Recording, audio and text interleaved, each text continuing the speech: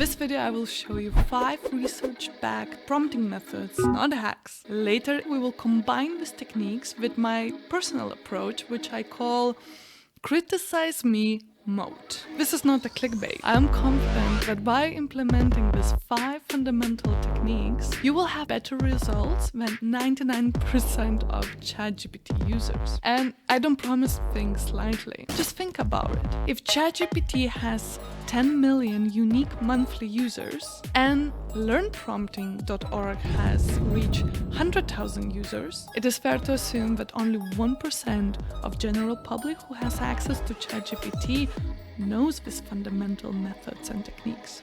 Welcome to the 1%.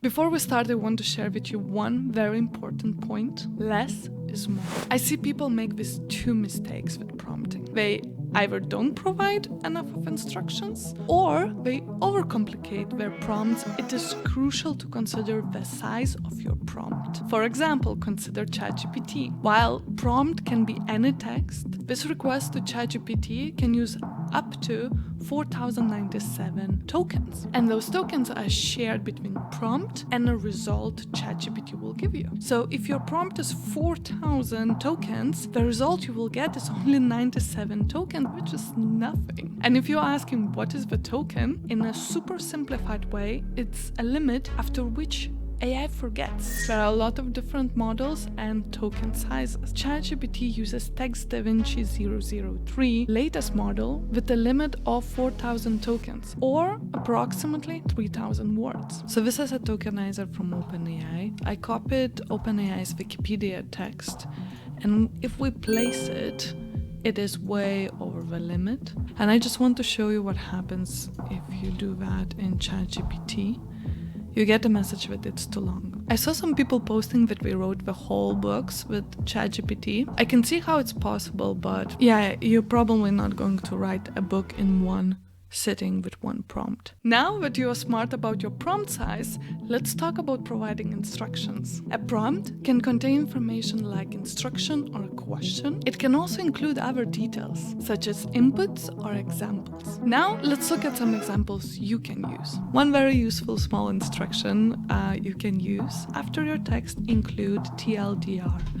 And basically what it's going to do is going to be providing you with a short summary. Another example I have is personal identifiable information that could be very useful for people working in sales or email marketing. Another little instruction you can use is including adjectives before whatever you want to write. If you can't think of adjectives, you can also ask ChatGPT to list 20 adjectives that go before word story. Using word story provides the best adjectives I found. Another prompting technique is assigning a role to AI. For example, your prompt could start off as you are a doctor or you are a lawyer, and then you ask AI to answer medical or legal questions. I want to show you this really awesome page. You can find probably any role you could think of. It will be here. It's just endless. 3. Standard prompt can be a single question, which I think most use, or in a Q&A format. And if you read research papers, you will see this format used a lot. Q&A format is a useful method to provide more information and prime AI with specific answers you are looking for. 4. Chain of thought prompting. And this is the explain me like I'm 5 version of this. First, show to AI an example of a complex problem you're trying to solve.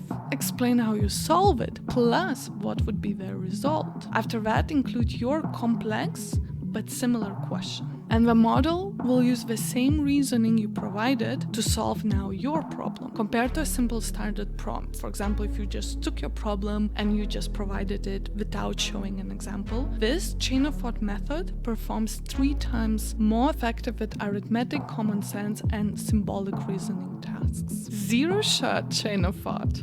Oh my god, it rhymes! Anyway, the whole drill about this one is to include at the end of your prompt, let's think step by step. This tells AI, at least what I understood, to process the reasoning in a step-by-step manner, and that usually leads to more accurate results. Now it's the time to share with you Criticise Me Mode. Having a personal AI assistant provide you with ideas is great, but this method allows you to challenge those ideas and tells AI to criticize itself. First part is to provide input and instructions, and whenever you get a result from ChatGPT, now it's a criticize mode. So we ask, I want you to act as a critic, criticize these titles and convince me why they are bad. It will start criticizing its own titles. I want you to pay attention to this because I ask out of these titles which ones it would choose and to rewrite them.